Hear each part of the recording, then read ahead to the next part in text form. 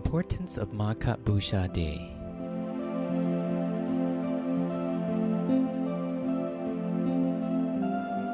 On the full moon day of the third lunar month known as Magha, a great assembly of Buddhist monks took place at Weruwana Temple. This day was also marked by four great events. 1. It was a Buddhist holy day known as Uposota Day, on the auspicious month of Magha when the moon was at its fullest. 2. 1,250 Buddhist monks assembled spontaneously, with no prior verbal arrangement. This meant that the Buddha never had anyone request their presence, but they arrived at the great assembly from different locations on their own accord as a result of their all-encompassing knowledge. 3. All the Buddhist monks had attained arahatship that liberated them from all defilements. They possessed higher knowledge that gave them supernormal power, celestial eye and ears, ability to recall their past lifetimes, and the ability to see into other people's thoughts. 4. All the Buddhist monks were known as Ehi Bhikkhu, meaning that their ordination was conferred and performed by the Buddha himself. During the Great Assembly, the Buddha delivered the principal teaching called Ovada Patimokkha, the ideal, principle, and method in propagating his teachings. Achieving the ideal was the highest goal of Buddhists and people of the world, and it is composed of three things. First, success comes to those who exercise patience and perseverance, for humans have to confront and endure suffering and misery starting from birth. Overcoming life's suffering requires patience, a great tool to eliminate defilements. Second, every Buddha prior taught the same thing. Nirvana is the greatest happiness. Practice patience and perseverance so that one can attain nirvana. Third, an ascetic who kills or harms others cannot be considered a true ascetic. While we have not attained nirvana, one must be completely virtuous and vigilant by not performing additional unwholesome deeds because we are all still under the law of karma. If we accrued more misdeeds, regardless of what they may be, it would mean that we have not exercised patience, and without patience, we surely will not reach nirvana.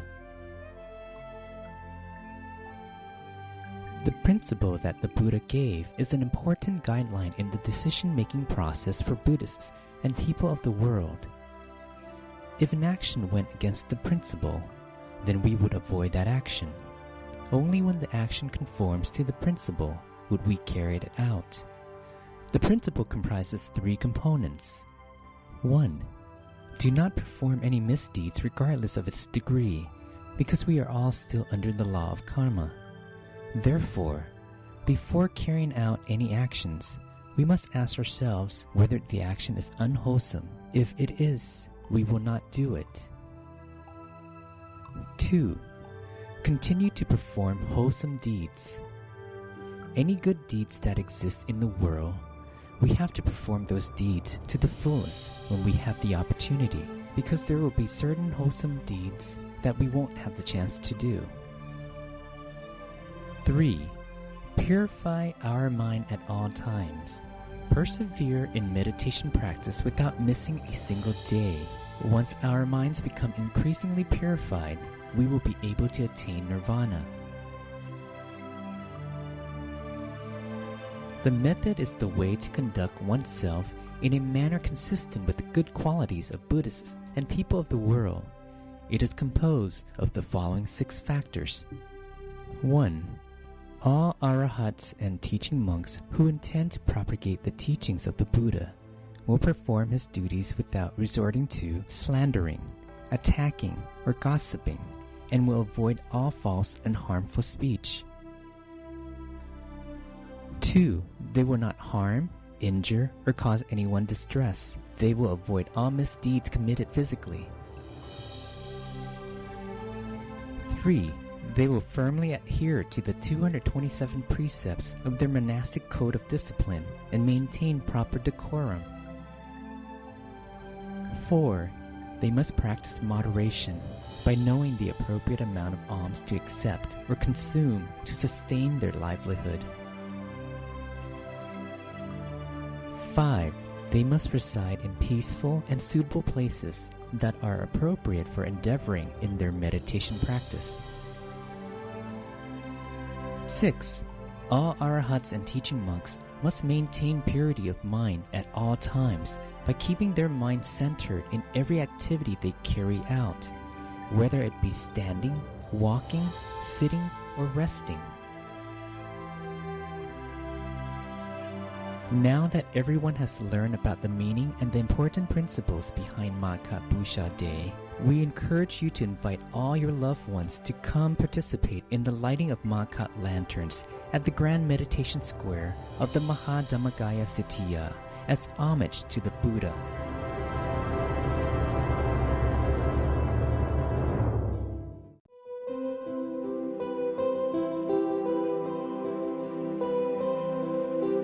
Visakha Bucha Day, an important day for the world. The appearance of each Buddha can be compared to the light of the sun that gives brightness to all beings. The Lord Buddha appears for the happiness of all human beings as well as other living beings. Visakha Bucha Day is the day of the Lord Buddha's birth, enlightenment, and attainment of complete Nibbana. It is the day when all devoted Buddhists recall the Lord Buddha's incomparable virtues and how he is our ideal role model in the pursuit of perfections. All living beings owe the Lord Buddha the greatest depth of gratitude. He had spent countless lifetimes pursuing his perfections so that he could eventually become enlightened on his own and could lead all beings, both human and celestial, to realize the Dhamma. As a bodhisattva, he had pursued his 10 perfections at all 3 levels by donating his wealth, his organs, as well as his life for countless times during the unimaginably long period of 20 asankhyas, or incalculable eons, and 100,000 kappas, or eons. After his perfections were at the fullest extent, he was reborn as King Santusita and ruled over the Tusita realm. It was there that he waited for the right time to have his final rebirth. When the time was right, celestial beings, Brahma beings, and formless Brahma beings from 10,000 universes in the 3 realm spheres came together to beseech King Santusita to have his final rebirth in the human realm. King Santusita checked the 5 factors, which included the human world, the country, the lifespan of human beings at that time, the noblest social class that was considered to be born in, and the lady to be the mother to the Buddha. Having checked all 5 factors, our Bodhisattva saw that he would be reborn in the Jampu world, in the centermost country, during the time where the human lifespan was 100 years, and to a royal family, with Queen Silip Mahamaya as his mother. Having agreed to the request, he resolved to be reborn in the Champu world.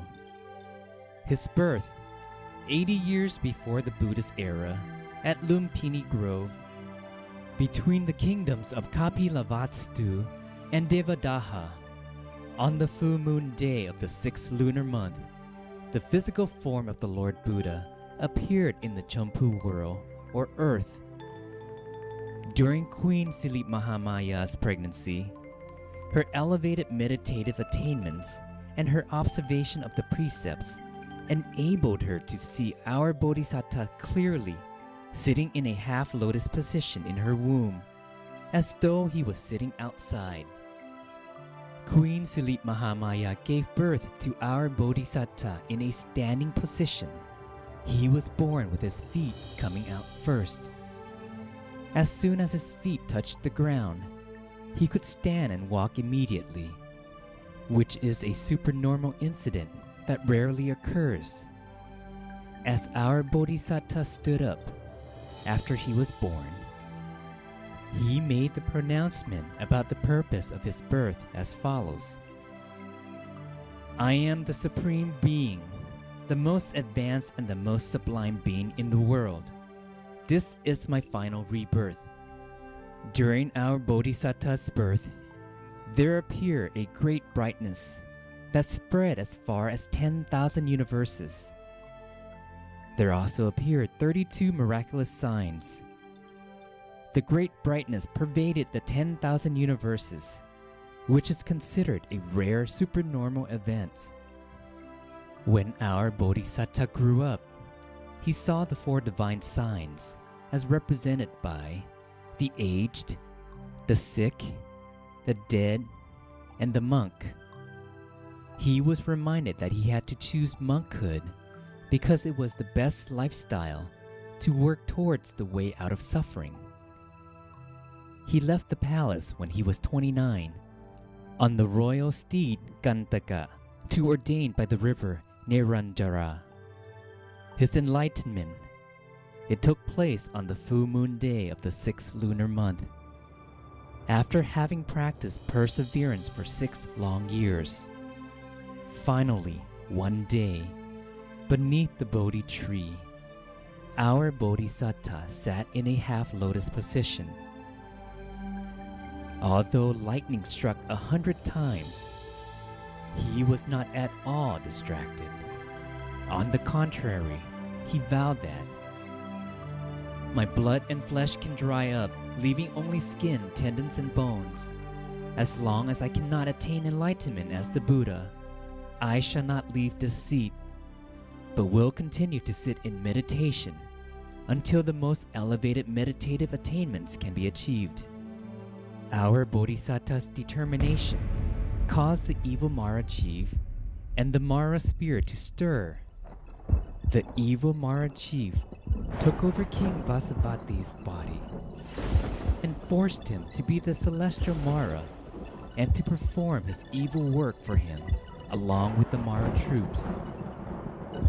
Our Bodhisattva was not in the least perturbed. However, the evil Mara chief tried to threaten him. He continued to keep his mind still and quiet and finally defeated the evil Mara chief as a result of his perfections, which had been pursued to the fullest extent after countless lifetimes. The Mara troops became frightened and were fearful of the perfect man's power of merit. They eventually dispersed and left him alone. The perfect man considered the 12 parts of the law of causation. He considered them both forward and backward. The 10,000 universes trembled 12 times, and the vibration reached as far as the subterranean water. He became enlightened as the Lord Buddha at dawn the next day. After attaining enlightenment, the Lord Buddha, with his deep compassion, taught his enlightened knowledge to all beings so that they too could realize the Dhamma. For the long period of 45 years, he had trekked far and wide to spread the teachings tirelessly and had helped a huge number of beings to realize the Dhamma and attain the different stages of purity. The Lord Buddha attained complete Nibbana when he was 80 years old. Attaining complete Nibbana on the full moon day of the 6th lunar month, 1 year before the Buddhist era, at the Salavan forest of Kusinara Kingdom, our Lord Buddha attained complete Nibbana. His physical body expired, and only the Dhamma body remained, which was the Lord Buddha's Dhammagaya. It was the Dhammagaya that entered Nibbana. Before his body expired, the Lord Buddha graciously gave his final advice to the Buddhist communities. The body is changeable and undergoes decay as a normal process. Therefore, you must make sure not to be reckless. This is the abbreviated version of our Lord Buddha's birth, enlightenment, and attainment of complete Nibbana. Our Lord Buddha is our best role model. He has been the world's greatest teacher throughout the past and the present. Therefore, every full moon on the 15th of the 6th lunar month, which is also called Visakha Purnami Day, is the day of the Lord Buddha's birth, enlightenment, and attainment of complete Nibbana. There had yet to be any religious leader in the world whose birth, enlightenment, and physical expiration happened on the exact same day, the way they did with our Lord Buddha. The United Nations call this auspicious day a universally important day of the United Nations, or an important day of the world. Therefore, Visakha Busha Day is the day that the Buddhist communities should invite everyone in the world to think about the Lord Buddha and his pursuit of perfections, to come and study the Dhamma, because Dhamma can serve as our guiding light in this life, and later it can lead us to the celestial realm and Nibbana. We should come together to practice meditation and endeavor to attain the Dhammagaya within us. We will circumambulate the great Dhammagaya Sitiya and pay homage to our Lord Buddha together. Therefore, all 4 Buddhist communities are invited to meet together at the Dhammagaya Temple on this coming Visakha Busha Day. Let's be dressed in white and come together to remind ourselves of the greatest debt of gratitude that we owe to the Lord Buddha.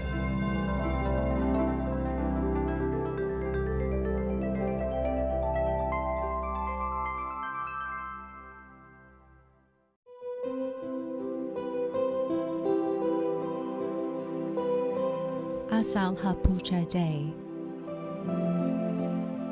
Asalha Puja Day is another important day in Buddhism. It falls on the 15th day of the 8th waxing moon. 4 events took place during the times of our Lord Buddha. First, it was the day of our Lord Buddha's first sermon to the 5 ascetics in Isipatana Marukatayawan forest near Benares. Second, it was the day of our Lord Buddha's first disciple. His name was Gondana. He became enlightened as the first dream winner. Third, it was the day of the first Buddhist monk. The monk was Gondana. After he had become a stream winner, he requested an ordination. Our Lord Buddha ordained him as the first monk in Buddhism. Fourth, it is the birth date of the Triple Gem, which includes the Buddha, the Dhamma, and the monks. The first witness to the Buddha's enlightenment had occurred. This completed the Lord Buddha's Buddhahood. It meant that the Buddha did not attain enlightenment and kept the knowledge to himself like a silent Buddha.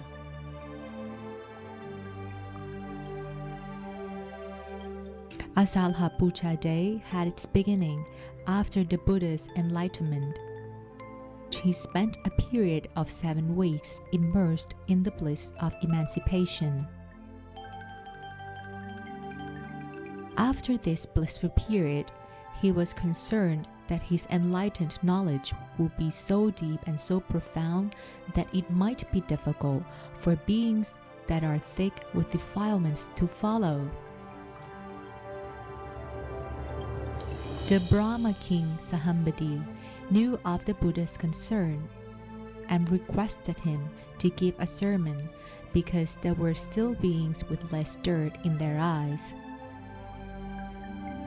With his great compassion, the Lord Buddha employed the Buddha vision to check all the beings that were still trapped in the three worlds.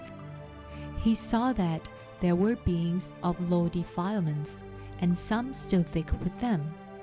There were some whose merit was vast, and others were still small. Some were easy to teach, others were not. Like the lotus plants that grew in the water, some grew in deep water, some were near the surface, some were almost out of the water, some were not ready to bloom, and some were ready, just like beings that could be taught. The Lord Buddha finally agreed to the Brahma king's request. After the Brahma king departed, the Lord Buddha began to consider to whom he should give his first sermon. Who could penetrate the Dhamma readily? He considered the ascetics Alara and Uddaka, who were brilliant and their defilements had long been kept very low. They would be able to penetrate the Dhamma quickly once they heard his sermon.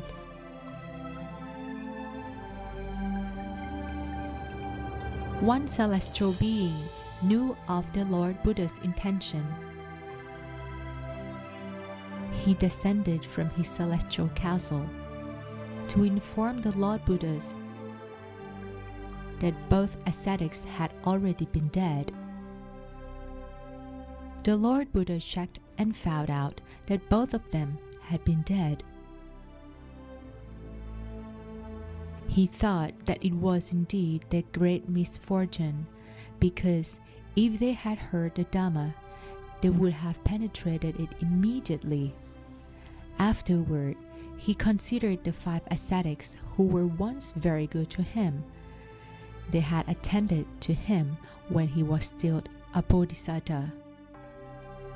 Therefore, he went to see them at the forest.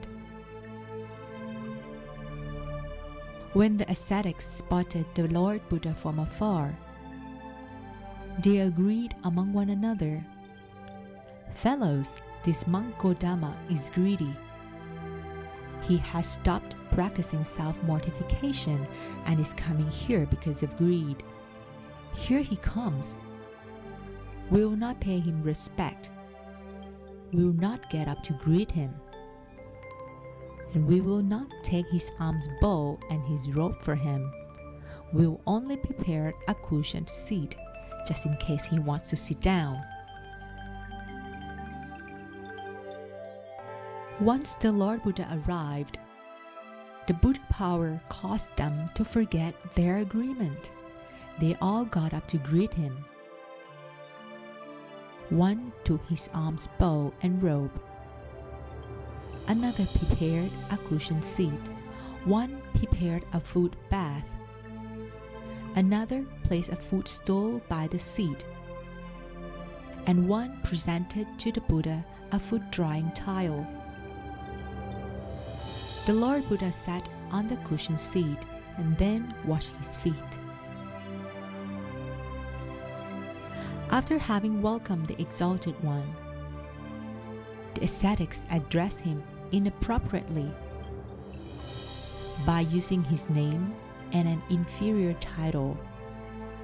Then the Lord Buddha forbade the ascetics by saying, "Behold, ascetics, you must not address me by my name or by using an inferior title. Behold, the Tathagata, I am an arahant, and I have already attained enlightenment on my own. Pay attention, I shall teach, and I have penetrated the Dhamma. Once you have practiced according to my teaching, soon you will penetrate an incomparable benefit, which is the ultimate of the holy life." After the Lord Buddha said these words, the ascetics had an immediate reaction. Young Gotama, you once practiced self-mortification and could not even then attain enlightenment. Now that you've become greedy and lax, how is it possible that you have attained enlightenment and become a Buddha? After the ascetics expressed their view, the Lord Buddha said, "Behold, ascetics, the Tathagata is not greedy, nor is he lax. He is here not because of greed. Behold, the Tathagata is an arahant and has attained enlightenment on his own. Pay attention. I have penetrated the Dhamma. I shall teach. Once you have practiced according to my teaching, soon you will penetrate an incomparable benefit, which is the ultimate of the holy life." The Exalted One repeated these words 3 times. The Lord Buddha continued, "Behold, these words that were just uttered have never been spoken before. This is the very first time." Once the ascetics heard the Lord Buddha's confirmation, they were then willing to listen and pay attention to his sermon. The Lord Buddha's first sermon to the 5 ascetics were about 2 things that monks should never practice. First, being involved in all forms of sensual pleasure. This lowly nature belongs to commoners, to ordinary people. It does not belong to holy individuals. It has no benefit. Second, the practice of self-mortification is not the practice of holy individuals. It has no benefit. The Lord Buddha then pressed the middle path, which led him to attain enlightenment. It includes the Noble Eightfold Path and the Four Noble Paths. At the end of the sermon, the ascetic Gondanya understood what he heard and became enlightened as a stream winner. He was able to attain the Dhammagaya. Therefore, this event marked the completion of the Triple Gem. As a result of the first sermon, celestial beings in every realm, from earth's sprites to the Brahma beings, all sang the Lord Buddha's praises. The sound resonated through tens of thousands of universes, and an incomparable brightness pervaded everywhere as a result of the celestial powers. We have now learned something about Asalhapucha Day.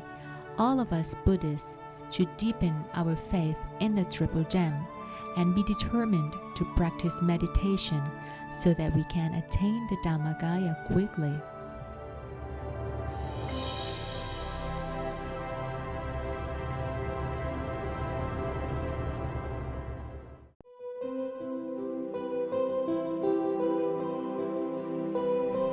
The history of the Rain's Entry Day. The Rain's Entry Day is the first day where Buddhist monks dwell permanently at a suitable place throughout the rainy season. Starting from the first day of the 8th waning moon until the 15th day of the 11th waxing moon, for a period of 3 months. Before the Lord Buddha legislated the rains retreat for the monks, they used to make a pilgrimage all throughout the cold, hot, and rainy seasons. This caused the inhabitants to criticize and find fault with the monks for having made a pilgrimage all throughout the cold, hot, and rainy seasons, causing so much damage to the vegetation and killed so many small animals. The monks had heard how the people were criticizing and finding fault with them, so they brought the subject to the Lord Buddha. The Lord Buddha considered the situation and then said to the monks, "Behold, monks, from now on, we allow you to dwell in one place during the rainy season. There are 2 rains and 3 days. The first is Purimika, the first rains and 3 day.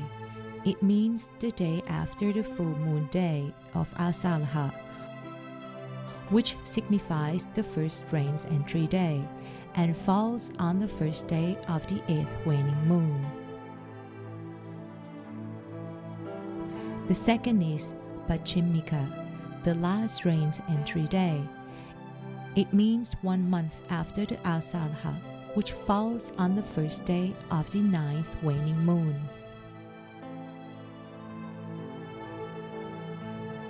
Once the rains and 3 day begins, the monks must dwell in one place for the entire 3 months and cannot stay overnight anywhere else. There is an exception to the rule, which allows an overnight stay elsewhere.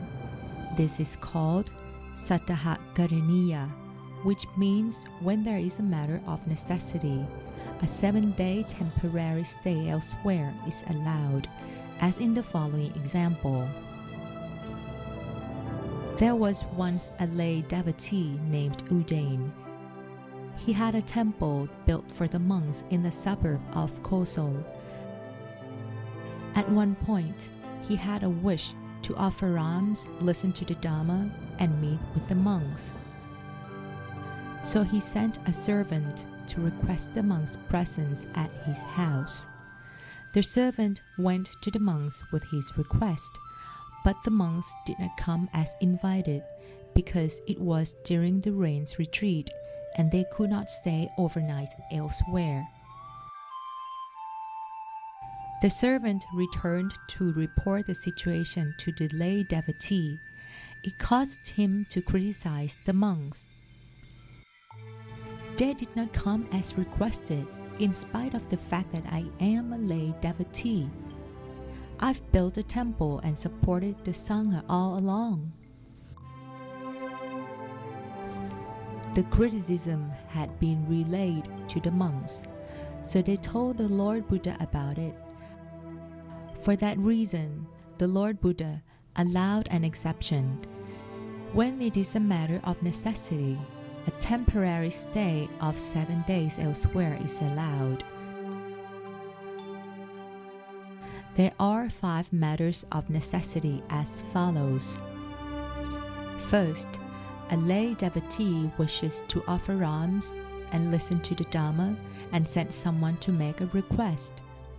The Lord Buddha made an allowance only when there was a request. Where there is no request, it is not considered an exception. Second, when a fellow monk or novice becomes ill, terribly anxious, having wrong views, risks committing a religious offense, and wants to purify himself according to the Dhamma discipline, this is considered an exception. Third, when a novice wishes to become an ordained monk and needs the presence of other monks. Fourth, a monk can visit his parents, siblings, or relatives when they become ill. Fifth, to perform the Sangha's business, such as finding building materials to fix the temple when it needs repair. When an unexpected event occurs and does not allow a rain's retreat to continue in the same place, the monks are allowed to forgo it and to stay elsewhere. Such events include: first, when a monk is disturbed by wild beasts. Second, when there is a robbery. Third, when there is a fire or flood at the temple. Fourth, when inhabitants are bothered by thieves or robbers and decide to move away, the monk is allowed to go with them. Or if the inhabitants are divided into two camps, he's allowed to go with the majority. But if the majority has no faith in Buddhism, he's allowed to go with the minority.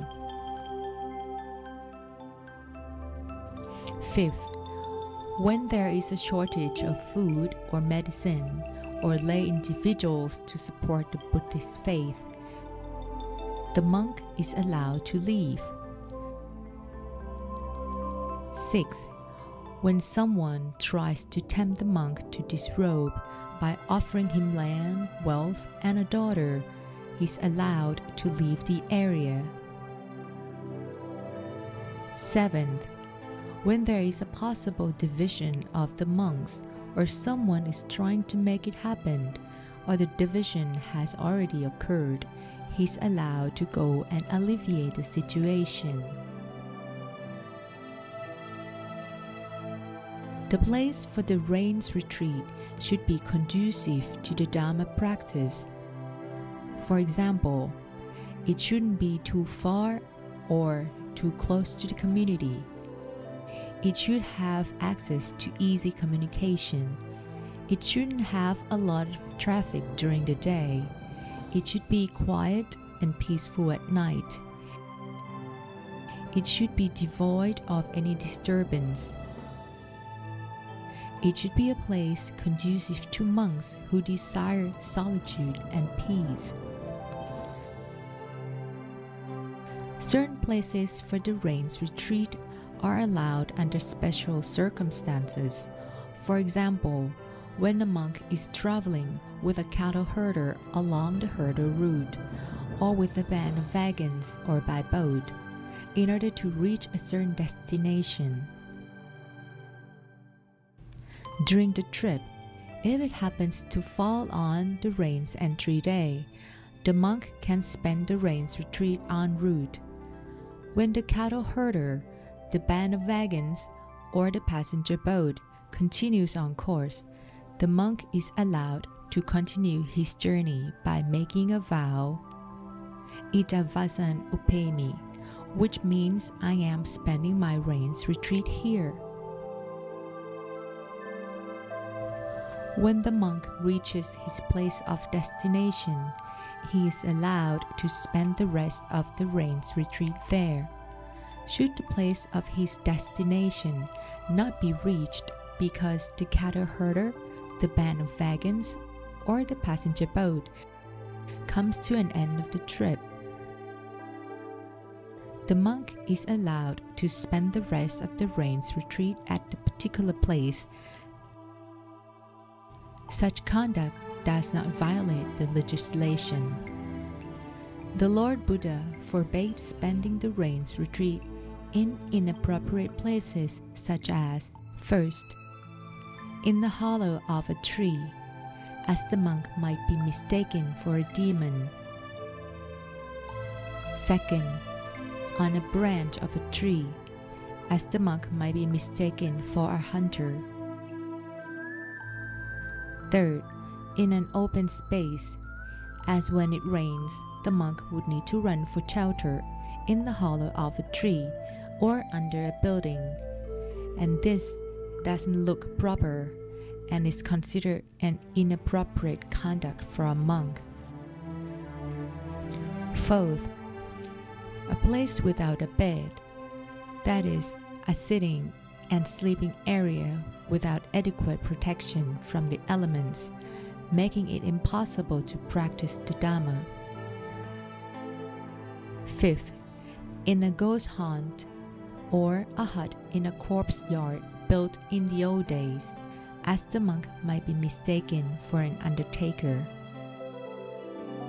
Sixth, beneath an umbrella or in a tent, as the monk might be mistaken for a cattle herder. Seventh, in the water vessel, as the monk might be mistaken for a heretic.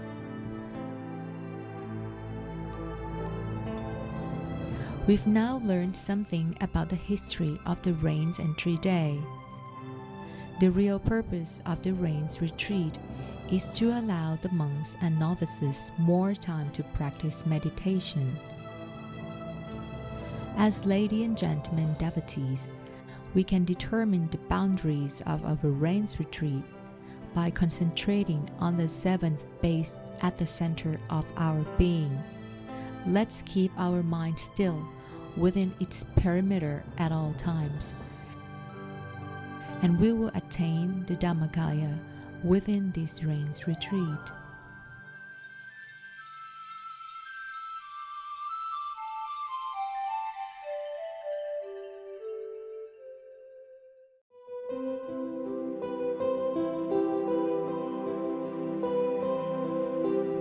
The Day of the Pledge.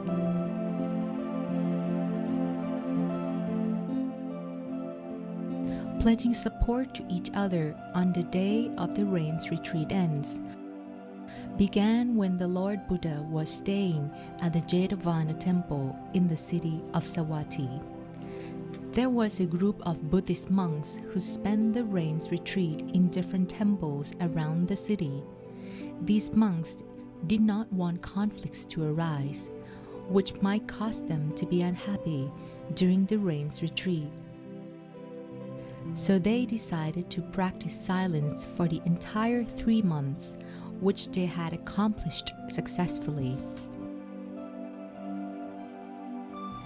At the end of the rains retreat, these monks went to see the Lord Buddha at the Jetavana temple and told him about the practice of silence. The Lord Buddha criticized their practice and allowed the monks to pledge to each other in the following way. Monks, after the rains retreat, you should pledge to each other in regards to what you see, what you hear, and what you question. Therefore, the end of the rains retreat is also called the Day of the Pledge and falls on the 15th day of the 11th waxing moon each year, and the day has 2 different meanings. The end of the rains retreat is the day when the rains retreat ends and the monks need to stay put for 1 more night.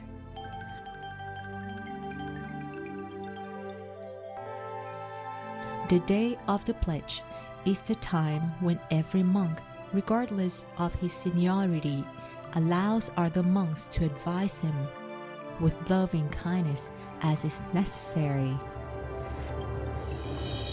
The Pali words for the pledge are Sangham Pante Pawaremi Titena Va Sutena Va Parisangkaya Va Vatantumang Ayasamanto Anukampang Upathaya Pasanto Patika Risami.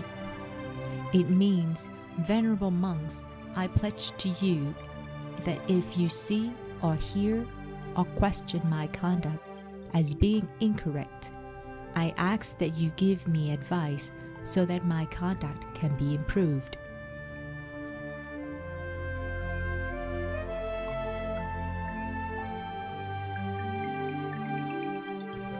During the rains retreat, it is possible that something unbecoming may occur as a result of an oversight. It is like when dirt gets into one's eye. One cannot see the dirt and has to ask another person to help.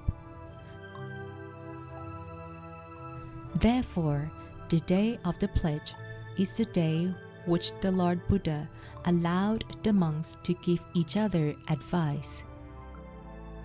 A senior monk can advise a junior monk, and a junior monk can advise a more senior monk, as a senior monk may not be perfect.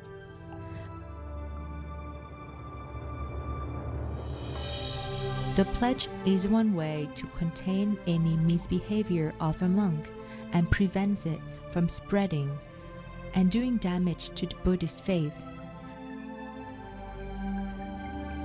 The pledge is considered a form of prevention. In summary, the pledge which is carried out by the monks is a way to help them not to be reckless, and it prevents anything bad from happening and spreading.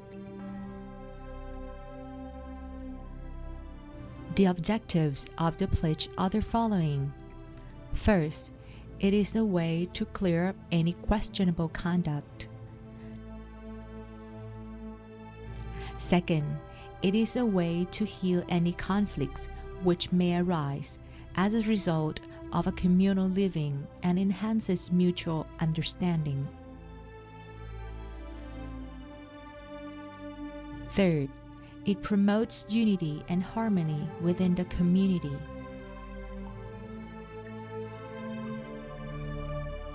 Fourth, it allows monks of all ranks and seniority to advise one another.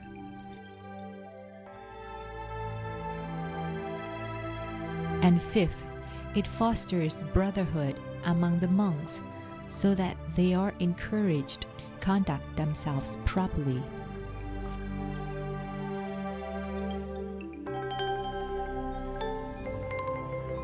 The fruits of the pledge include the following.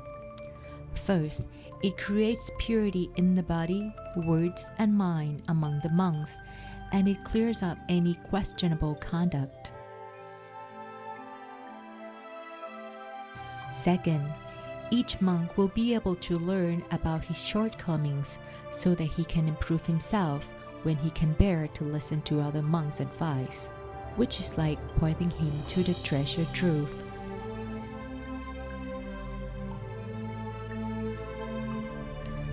Third, it gives each monk an opportunity to apologize to each other and dispel any anger which may occur later. This fosters love, good wishes, and forgiveness, and allows communal living to be a happy one. Fourth, it unites the Buddhist monks so they can work together as a team for the Buddhist cause. And fifth, it unites the monks and allows them to withstand any external agents that may harm Buddhism. The pledge is carried out for the sake of prosperity, for the benefit of the individual and the community, which can be gained through the advice given to one another with love and kindness.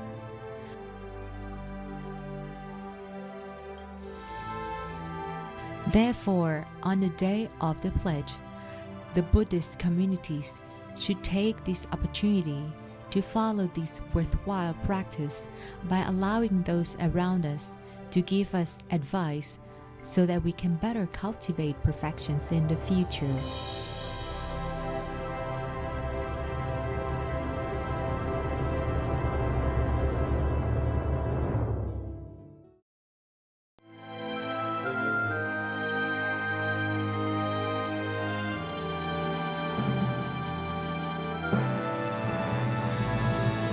The meaning of Katina offering.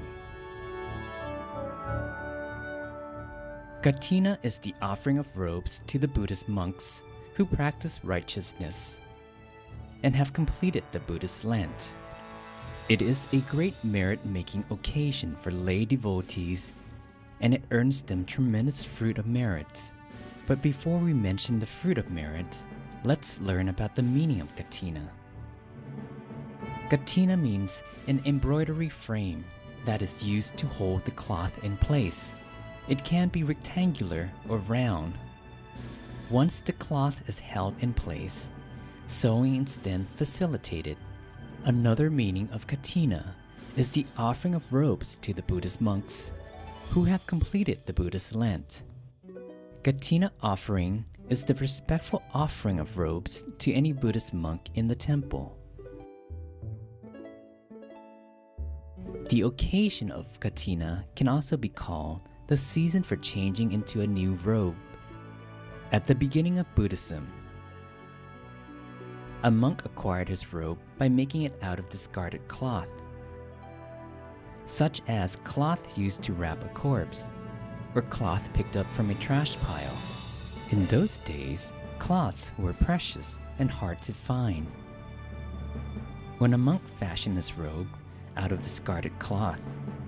It signified him as a recluse in search of emancipation. Moreover, a robe made from discarded cloth would not attract the attention of thieves.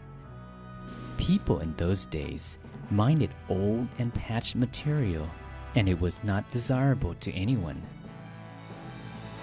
But later on, the Lord Buddha permitted wealthy patrons to offer cloths to the monks. It all began when a physician requested the Lord Buddha permission to offer cloths to the monks because it was difficult for the monks to find them. The robe design came from the Lord Buddha. He had the most venerable Ananda, fashioned it after the rice paddies. The robe was stitched together using many pieces of cloth that it looks just like the rice paddy in order to mar the robe and render it undesirable. The Lord Buddha legislated the robe to contain at least 5 different pieces of cloth vertically. Each piece was called mandala. Smaller pieces was called atta mandala. The monks used to have to cut the cloth into suitable pieces, stitch them together, and then dye the robe themselves, which was difficult and time-consuming. They were permitted to use such materials as roots, trees, leaves, flowers, bark, fruit. After the cloths were sewn together into a robe, it would then be dyed. The color used was red yellow or dull yellow. Forbidden colors include indigo blue, yellow, red, pale pink, orange, pink, and black. The monks had to consider the robe before using it. They had to reflect upon the purpose and the use of the robe before donning it. Once the ritual was completed, the monks would use the robe and take care of it very well, because the robe was considered the victory flag of the Arahats. Once the monks received a new robe, the old robe would be used for other purposes, such as lining the ceiling. The old ceiling liner would then be used as the bed sheet. The old bed sheet would be used as a floor cover. The old floor cover would be used as a floor mat. The old floor mat would be used as a dust cloth. The old dust cloth would be pounded and mixed with clay to coat the wall of the monk's residence. Therefore, the offered robes are used for many purposes, and the offering of robes earns the donor great merit. The history of katina offering is as follows. Once, while our Lord Buddha was staying at the Jettawan temple in Savatthi, there were 30 monks from Bhattayarat who were on their way to see the Lord Buddha at the Jettawan temple in Savatthi. They had just reached the town of Saked, not too far from Savatthi, when the Buddhist Lent was upon them, and they had to stay put where they were. The monks regretted the fact that they were only less than 100 kilometers away from the Lord Buddha, but could not go and see him. After the Buddhist Lent, the monks renewed their pledge to support one another. It was still raining quite heavily after the Buddhist Lent, making the ground very muddy. The monks hurried to continue their travel to have an audience with the Lord Buddha. As a result, their worn-out robes became torn, wet, and dirty. It was a difficult trek to Jettawan temple. As soon as they reached the temple, they went immediately to see the Lord Buddha with their wet and dirty robes. The Lord Buddha asked the monks about their living conditions and their health.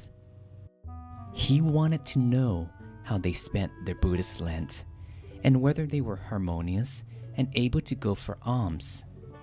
The monks answered that they were well enough and were able to live quite comfortably.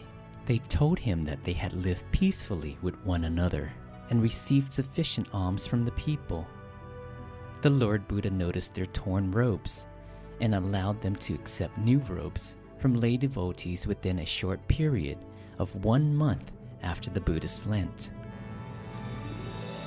After receiving the new robes, the monks were allowed to travel to a quiet and peaceful place for the purpose of practicing meditation without having to ask for permission, to travel without the complete set of robes, to dine with the other monks at the same table or in a group, to accept additional offering of robes,